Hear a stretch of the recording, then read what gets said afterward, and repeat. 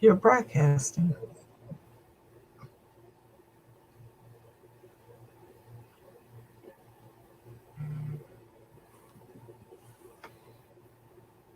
Yeah, but you don't have an intro playing.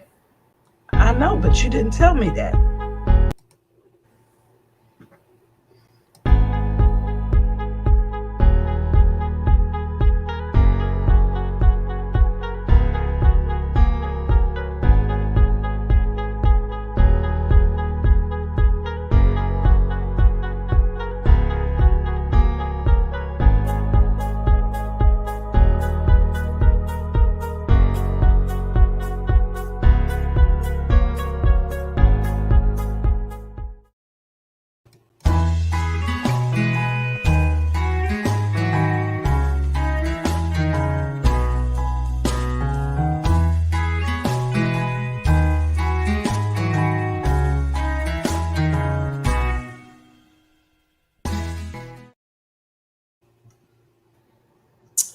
Well, good evening, everyone that is joining us with today's Deafology Present. I am your deafologist, CEO of Deafology and iConnect, Shantae. We have our president of Deafology and iConnect, Donna, and we have our lovely and beautiful interpreter for Deafology and iConnect, Leah. All right, so today we are going to get into some language and rights. And I know a lot of you like, what in the world? I've been posting today about the topic is going to be about language and rights, and we're just going to get right into it. So I'm going to give you some background information, a brief history of ASL. So a lot of people may not know that ASL actually started with John Gallaudet. He was a minister and he had a next door neighbor named Alice who was deaf, and he tried to teach her how to communicate, how to read and stuff like that. And he figured there had to be a better way to teach her to communicate. So the community that he was in gathered up some money, sent him to Europe, where they had a more established deaf schooling and a very big deaf presence in Europe. So he met Clark, um, and Clark agreed to come back with him to the States. And from that, they what is called old sign language. They took the old sign language with the French sign language and merged it together. And today we have ASL, American Sign Language, which American Sign Language is used here in the United States and also in Canada. So that is a very, very brief history. You can find that story on Gallaudet University. They have a background. You can find it on NAD, that is National Association for the Deaf. Um, so yeah, I think that is. Have I missed anything? No, I think you got it. Awesome. So a couple of questions that just looking off of my notes here, a couple of questions that I have gotten that we'll cover tonight because we don't want to be on here long. That's why we want you guys to please like, share for information to get into our Deafology group so we can go through this in detail with you. But we're going to talk about tonight is what is American Sign Language? Is American Sign Language a language? I get that a lot. Where did ASL originate from? I think we pretty much covered that. How does ASL compare with speaking a spoken language? Why emphasize early language learning? And what are some other resources for American Sign Language or ASL? All right, so let's get into it. We're also going to touch on some rights that you may not be aware of as a parent. The child laws for a deaf child or hard of hearing child, what is your rights, what they can and cannot do, as far as in the public, what do you have access to, and also in the school district. This is very important. So, do you want to go with the first one, or do you just want me to? What is American Sign Language? Since you have It, mine. it is a language. It definitely can be used in the school system as a, like the foreign languages are given. They can give ASL. You have to advocate to get that implemented in your school, but it is a language. It is a way of communicating, just like a Spanish person has their language. Maybe somebody from Burma has their language. Well, the deaf community have their own language too. So we need to uh, be more conscious of that, advocate to get it done. One thing Shantae touched on last week is when we start sign language early on and they get ready to go to school, their vocabulary is like off the charts. So we want to get them started as early as possible so that they're able to communicate. And if they're going to a deaf school, then they also emerge them into the ASL language. So it's a beautiful thing. It is. So what I want to share with you is what some things that to solidify what Donna had just said. It says American Sign Language is a complete visual and natural language. Complete. Okay. That has the same linguistic properties as spoken language with grammar that's different from English. ASL is expressed by movements of the hands and face. It is the primary language for many North Americans who are deaf and hard of hearing, and is used by many hearing people as well. It is used by many hearing people as well. Amen. Okay.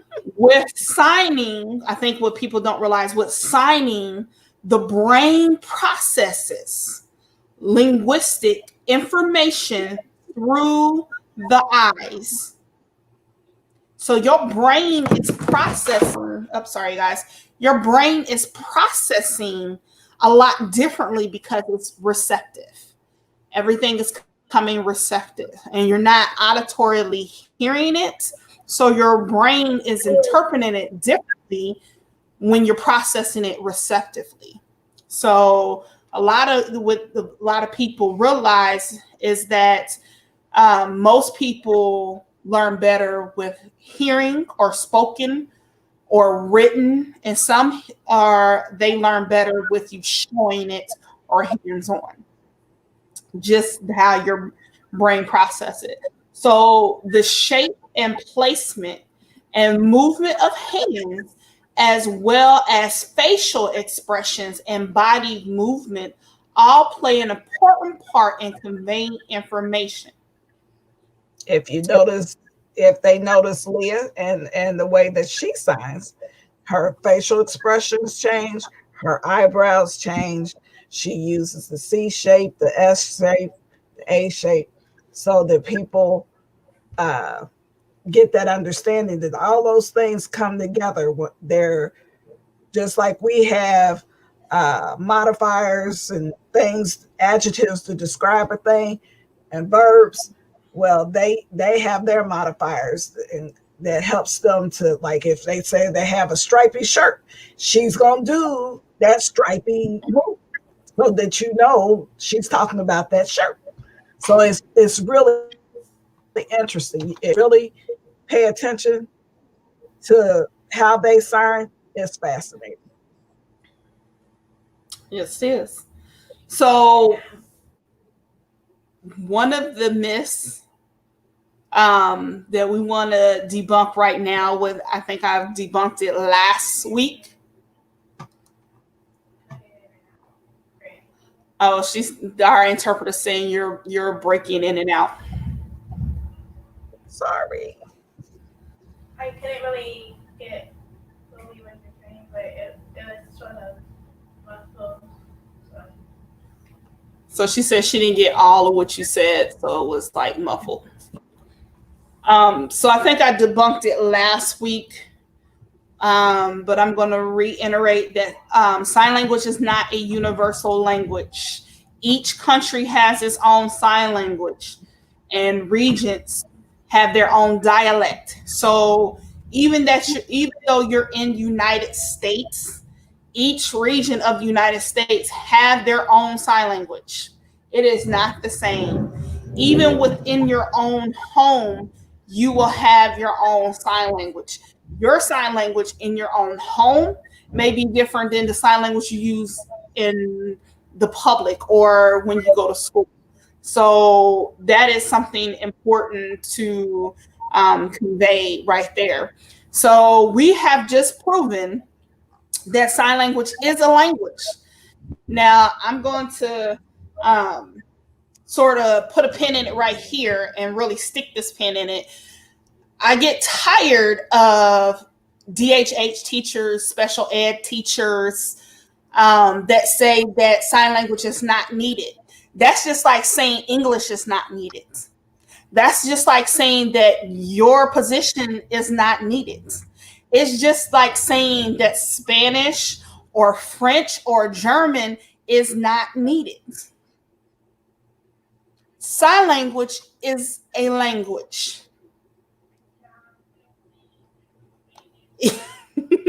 It is a proven language.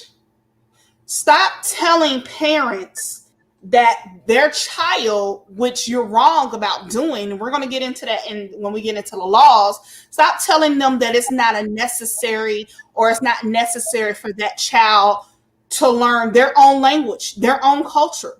So right there, you're denying them access to their language, which you cannot do by law. You're denying them access to who they are to identify. That's just like saying they can't be black. They can't be Chinese. You can't be white. That's what you're telling them. Stop. It is a language. It is part of their culture. It is not barbaric. Stop trying to push your oralism ways on these children, on their parents.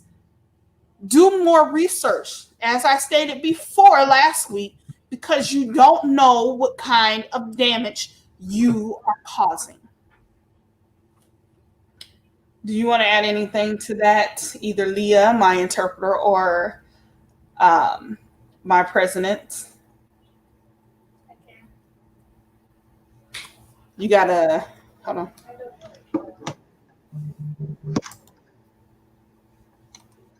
Hold on. You have to unmute. Hi. Hi. Hi. Going to say.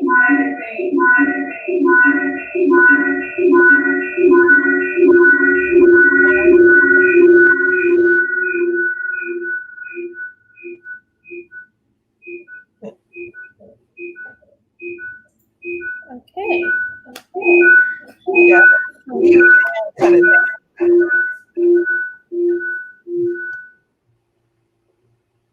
No, Shantae, you need to mute and cut yours down.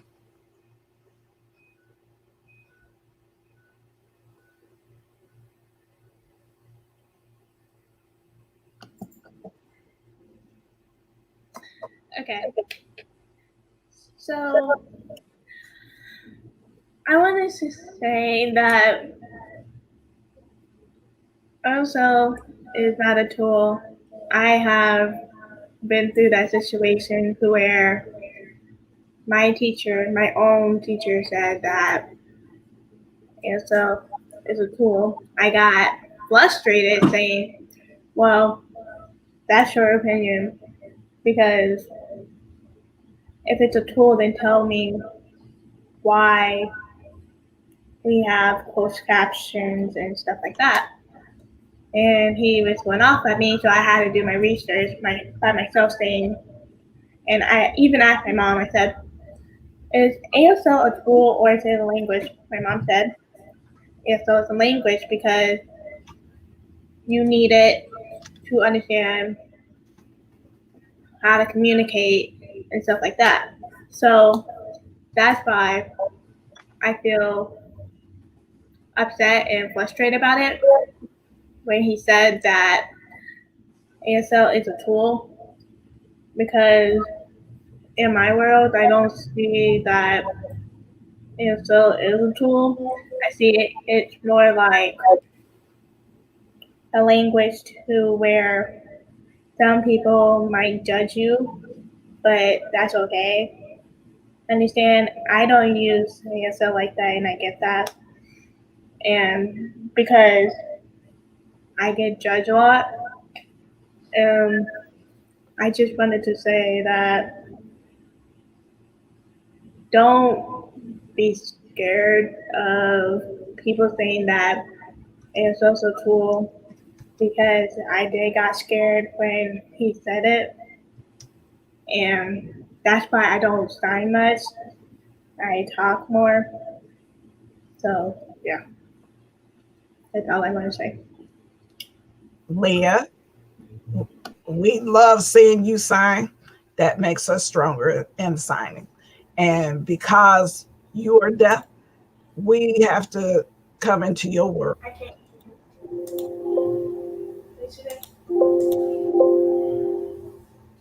You have to repeat. She couldn't hear. I said, Leah, I love your signing, and I love being in your culture, learning.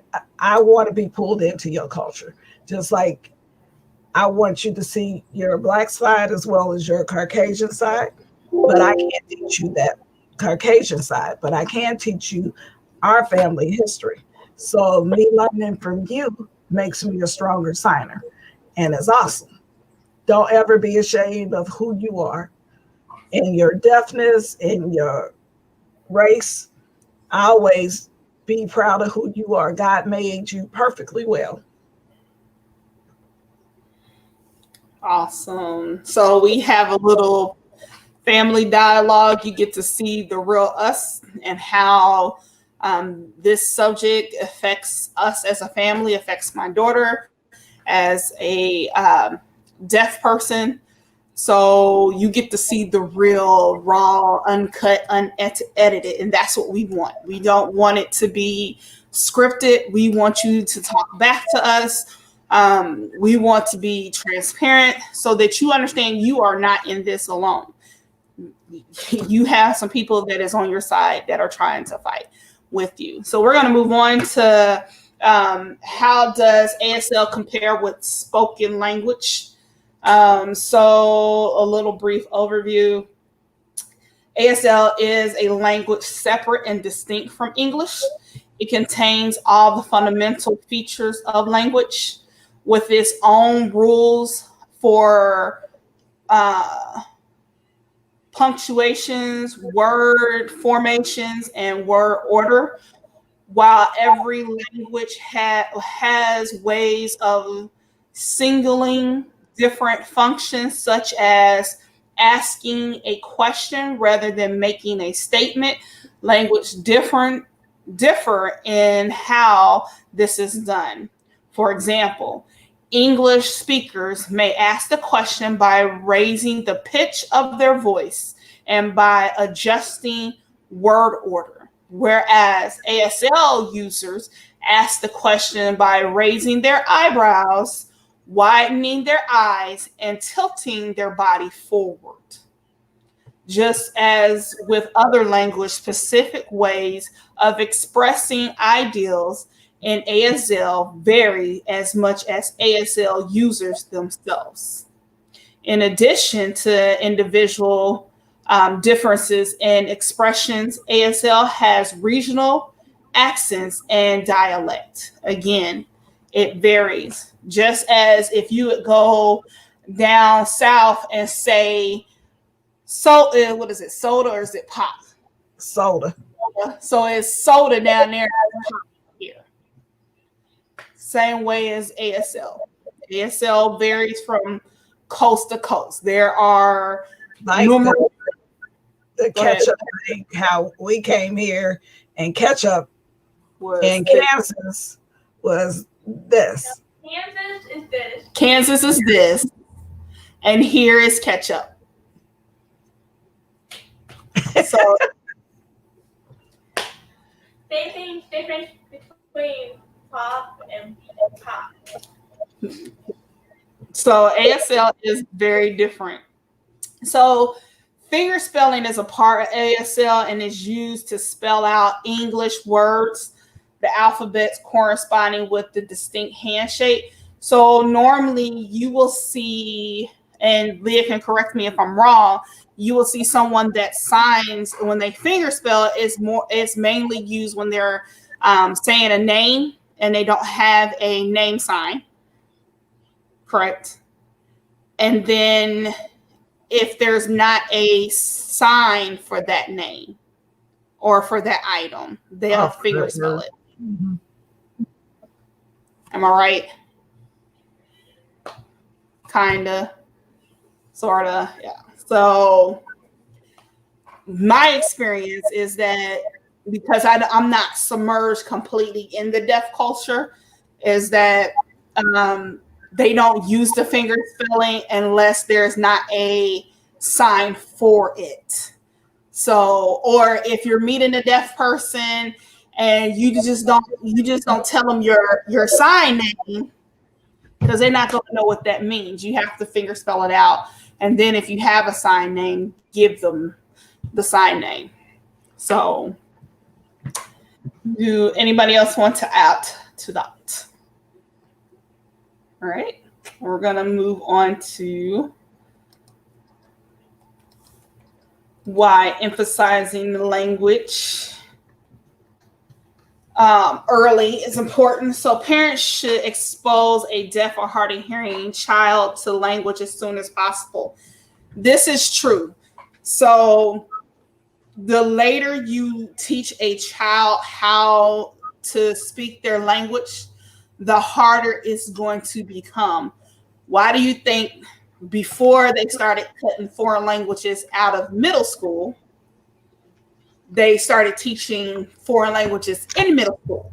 Because children's brains are like sponges and they absorb a lot faster and a lot quicker when they're taught at a younger age. So for hearing parents, you're always talking around your child, whatever language it may be, and your child is going to pick up that language, that dialect, that sound, hand gestures, however that may look like at a young age. So it's very important to teach them at a younger age. Now, what we have found is that because a lot of parents are misinformed about their children that are deaf or hard of hearing, and they never teach their kids how to sign, and then all of a sudden, when their child is in 11th or 12th grade, they switch them from mainstream to a deaf school. Now this child has to learn a whole culture and language within 2 years or 1 year because they were never taught and they never had access to it. They were denied access to part of them. So we want to make sure that we are providing access to all languages, okay, at an early age. We're just going to leave that right there. I believe we talked about the different resources to American Sign Language where you can get those. You can, or information, you can go on the NAD website, National Association for the Deaf. You can go on the NIDCD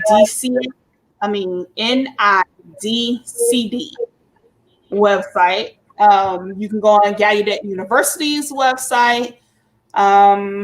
There is the Association for the Deaf website. So there's different websites that you can go on to get more information or resources or help to help you with understanding background about the deaf culture and stuff like that. So awesome. We are doing good, moving right along. So let's put that question out there. Is sign language a language? Yes. It's a language. You could have let him answer the question before you said yes. Oh, she said I could have let I answer the question before I said yes. I'm so sorry. I was just so excited. So yes, it is a language. It is like the Bible, actually. Sign language is living, breathing. It is an organism all to itself. It is the only language that actually changes. Just about daily.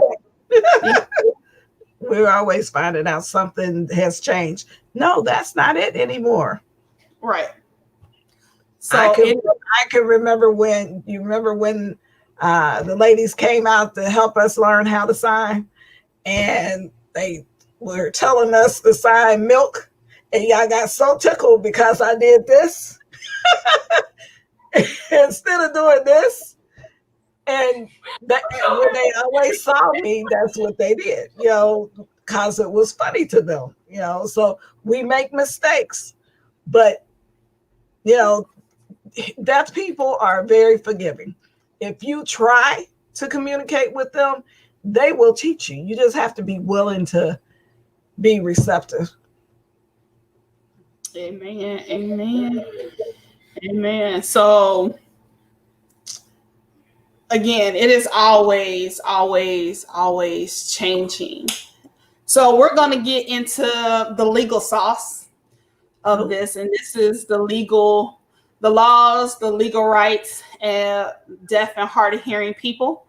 I think a lot of parents are not aware of their rights and their children's right. I think that a lot of places, they get away because they're not challenged. And a lot of people don't want to make waves, but for your child's sake, you got to make waves. It's just what it is. You got to make waves. So just going to hit some points that I found. So one of them is early hearing detective and intervention. So with the ADA, your child, it has the right and access to early hearing screening. So it's called the newborn screening. Depending on if your child passes that newborn screening or not, determines on what the next step is. But they do have rights to early intervention. Another one is the Individual with Disability and Educational Act. That allows them. So what this is that it allows you not to be discriminated. So in a 504 plan, which is a medical plan, some schools will put a 504 plan into place as a medical plan, because depending on which regions you're in, you may not classify for an IEP, which is an individual educational program or plan specific to that child. I'm tongue-tied right now. So the difference is the 504 is a medical-based need, and the IEP is more of they have to put different things in there so that your child has access to those things. So both of my kids have an IEP, and because they're deaf or hard of hearing, or if they have dual diagnosis, you'll have an IEP. You cannot have a 504 and an IEP at the same time. You can't do that. You need to have one or the other. The IEP lets you know how many minutes they get for speech. You know, if they have any accommodations in the classroom, if they have any adapted equipment in the classroom, if you decide to mainstream your child and they have access to an interpreter, make sure it says an interpreter, because some schools will not put that in the IEP. The IEP is a legal document. Make sure it says it. Make sure that you read it, because it's not valid until you signed it. Make sure you read that IEP thoroughly and you understand it before you sign it and make it a valid document. If you don't agree with it, make them change it. This is true. This is true. You have to make sure that you are reading what you sign, you understand what you have read, you understand what's going on in the IEP, all these different things. So with IEP, you want to make sure that if your child needs an FMO system, that is specified in the IEP. That is needed. You need to make sure that it is specified. Okay. If your child needs hearing aids or whatever, make sure it is specified. If they need something, a test read and signed to them at the same time, make sure this is critical when it comes to mainstream schooling. You need more in a mainstream schooling than you do in a deaf schooling. This is critical to your child's education and them understanding. Make sure that they have a way that your child has access to their language. This is important. Hello, Lisa and George, Gary, Marie. Hello, hello. So we just want to, make sure that you're aware. If you subscribe and you inbox us or you send us email to iconnect.info@gmail.com so that you can get set up with us in a group, a one-on-one session, we'll be happy to go in detailed with you. So we're going to go over, there are 5 sections in the American with Disability Act, ADA, which is commonly referred to, and it has been amended. So you might want to go back and actually read the whole thing. So Title I focus on the employment, and that's just, applies to businesses with 15 or more employees. The employers have to have adaptive equipment for the individual that has any type of disability. They have to have access to that. Title II ensures all state and local government activities and programs are accessible to people with disabilities. Title III states that all business open to the public, regardless of size, must be accessible. Title IV created the nationwide relay service to make the telephone systems available to persons with, we don't use hearing impaired, so I'm going to say deaf or hard of hearing because their hearing is not broke. And Title V is a miscellaneous category. So it has been amended. Make sure that you go and you read it in its entirety. Obama had passed a 21st Century Communication and Video Accessibility Act, and that was in 2010. That federal communications law includes accessibility to the internet for people with disabilities.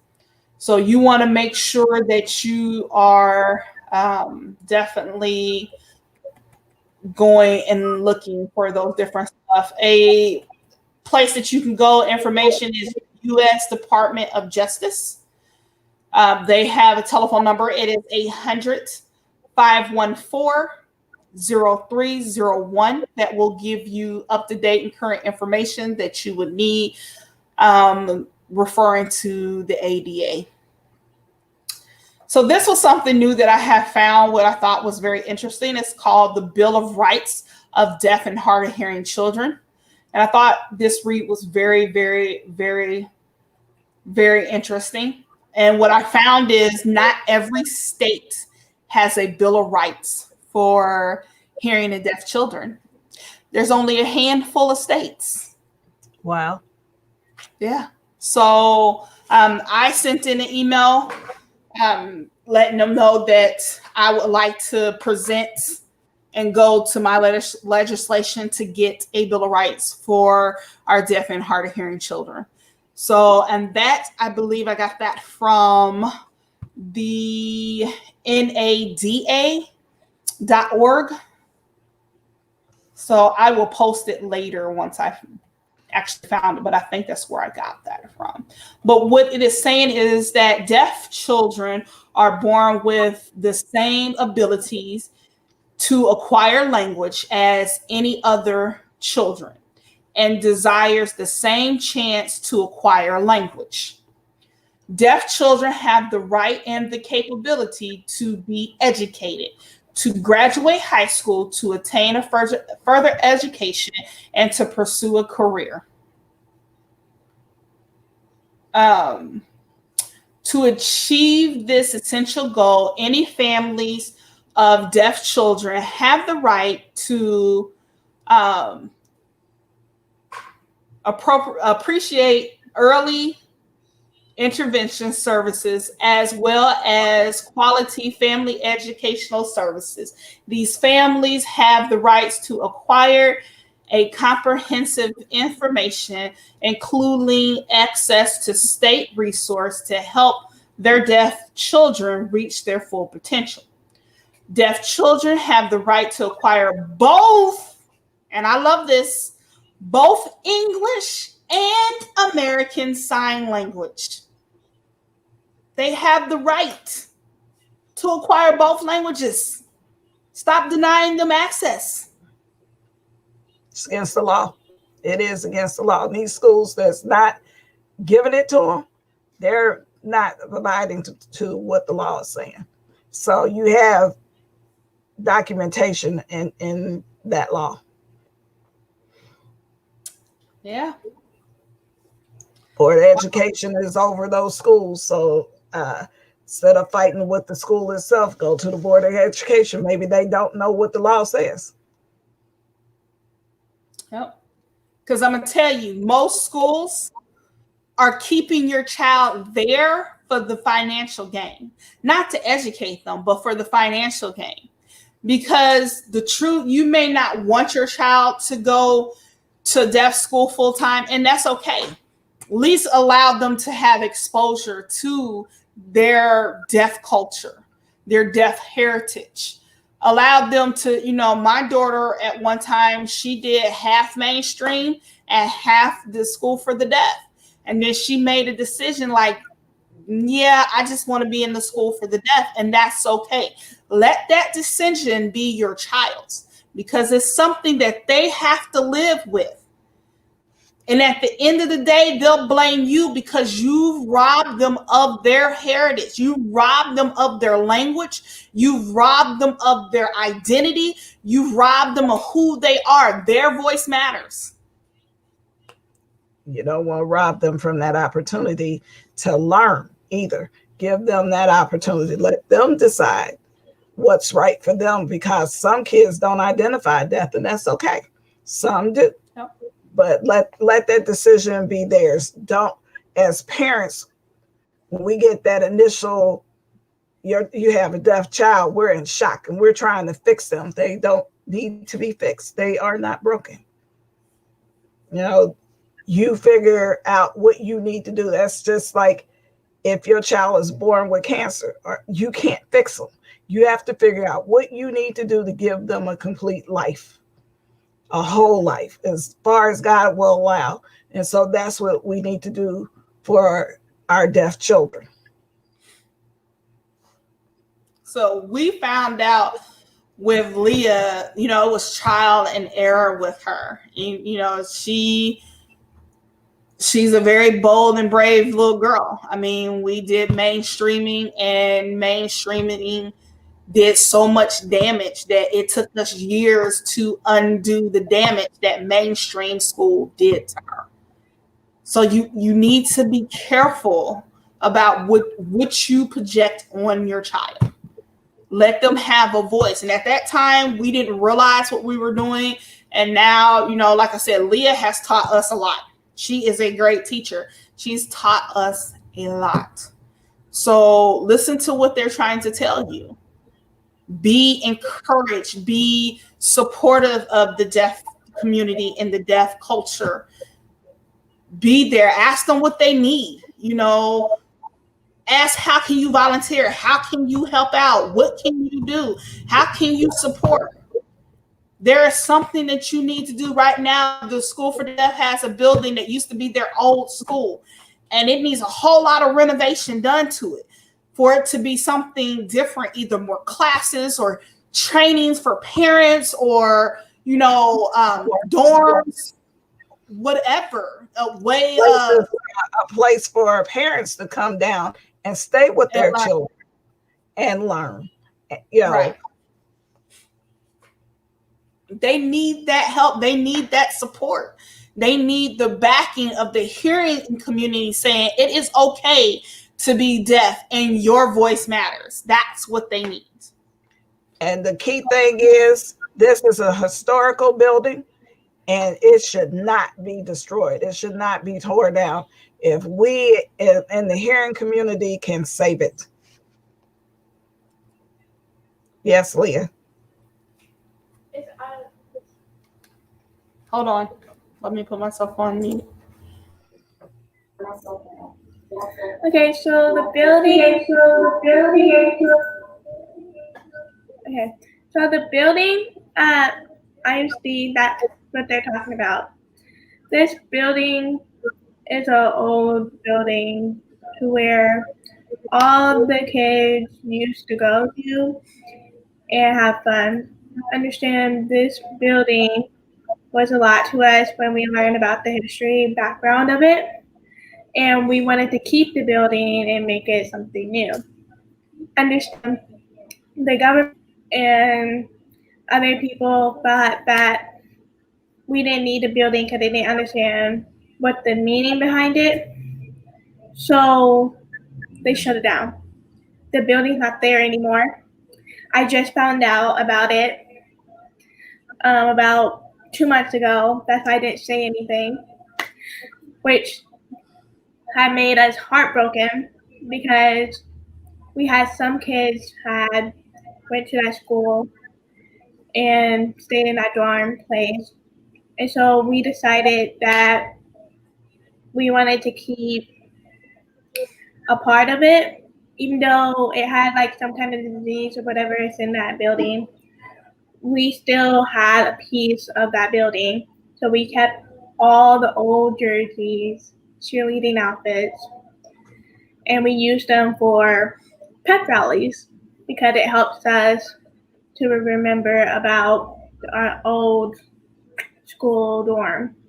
So I felt sad about it. That's why I didn't say anything about the old school dorm and the old game rooms and things. Like that building that I walked into, it was beautiful, but now it's shut down.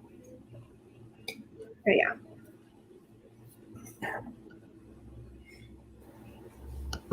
Wow. So it is important that we save There. their history as well. You know, they're a part of our community. You can't have our community or our lives matter or Black lives matter or this lives matter if there's a missing piece of the puzzle. And they're a big missing piece because doctors and professionals are trying to fix them because they think that they're broken, and they're not broken. They're not broken. So be encouraged. We are going to get into next week. We're actually going to get into the difference between a 504 and an IEP and what you need to understand about those two. We're going to touch on some bases about the IEP and 504 so that you get an understanding of the two. But we want you to be encouraged. Know your rights. When they offer you parents' rights, know them. Read them. When they offer you the parent or student handbook, read it. Read it. Know it. Because a lot of times the school districts don't think that you read it, so they think they can do whatever they want with your child. They think that they can get over, they can tell you whatever, and you're going to buy into it. Stop buying into it. Stop forcing your ways on your children. Let them be unique. Let them be expressive. Let them be who God created them to be. They're not broken. They are amazing. We always tell Leah she is so amazing. Her superpower is ASL, and that is your child's superpower is ASL. It is a language. Where is your book? Where's your first book? I have the second one. Oh, I got the second one too. So we wrote a book. The first one, we wrote this, 6 years ago? Yep, 6 years today. 6 years today. 6 years today. So this one is called Something Special About Javante's Sister. It is a easy read. I would say it's like in the juvenile genre. And it's basically a game that my kids play with you to figure out what is special about Leah.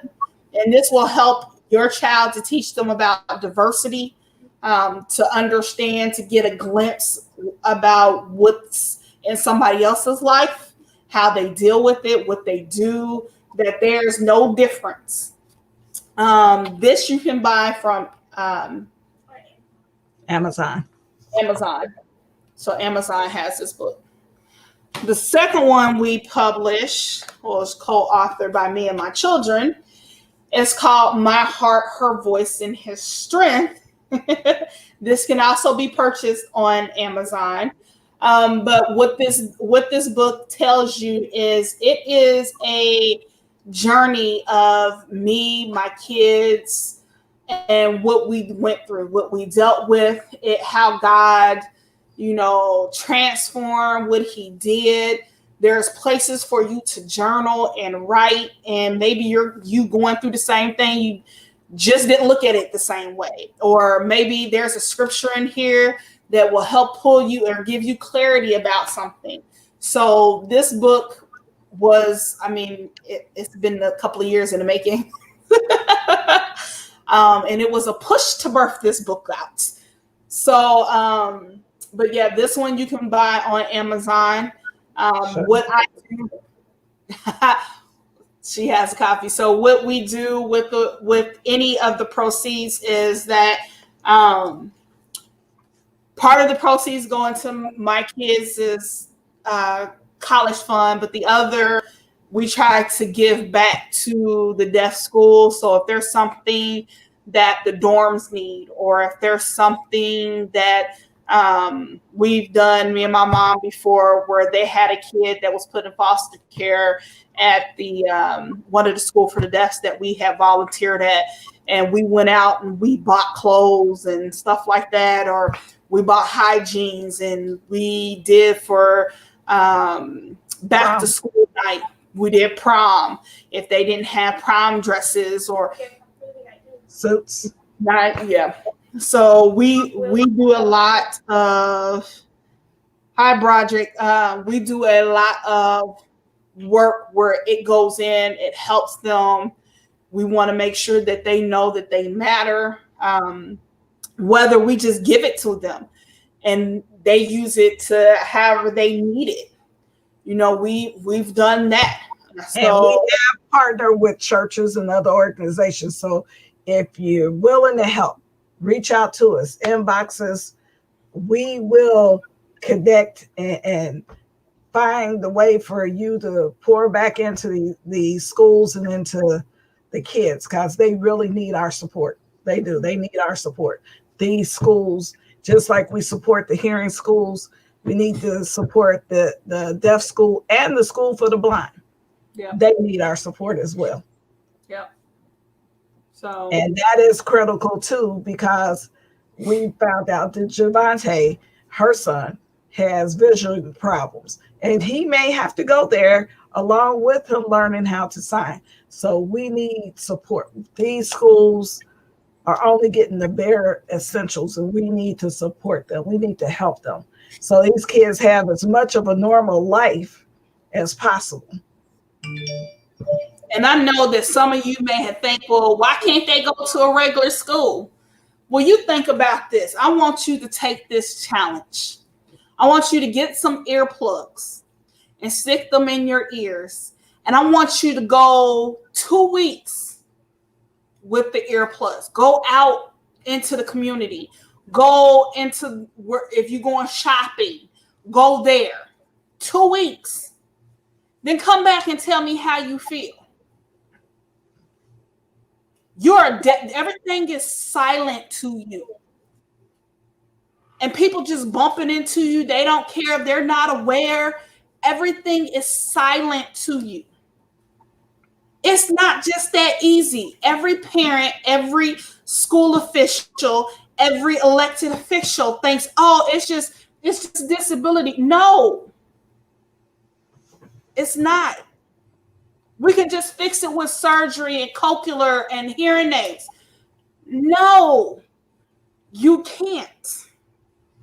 If they don't know who they are, if they're not aware of who they are and how important they are, then you're allowing those children to slip through the cracks. And we can't. They are important. They see the world in a different light. I challenge everyone that is watching this live right now and that's going to watch the replay. I challenge you for 2 weeks. I want you to put in the earplugs, go to sleep with the earplugs, wake up with the earplugs, wear them for 2 weeks, and then come back and inbox me. Tell me your experience. Inbox us, send us emails, and tell us your experience. Because you won't appreciate the deaf culture and walk in their shoes. Yep. You just won't. You'll think it's an easy fix, and it's not. It is not. So, guys, we love you. We thank you for hanging out with us for almost an hour. Sorry, I'm gonna have to make this earlier. But we thank you for just getting on, being patient with us through our technology things. But yes, you got a question? So we will see you guys next Wednesday. Again, we're going to talk about, we're going to educate you. We're going to talk about the IEPs, the 504s, different perspectives. Because me and my mom has sat in meetings where I couldn't be in the meetings, and looking at it. She's going to give you the parent version, and I'm going to give you the school version of it. So because I work in the school district, we're gonna tag team it, and hopefully you get something from it. If there's something that you really want to know, you want us to talk about, you want us to hit on, please leave us a comment, send us a message, an email, inbox us. We're open. This is a dialogue. It's not a monologue. This is a dialogue. So we want to hear from you. If you want to support Deafology, our Cash App is scrolling down at the bottom. All right. So we thank you guys for hanging out with us. Have a good night.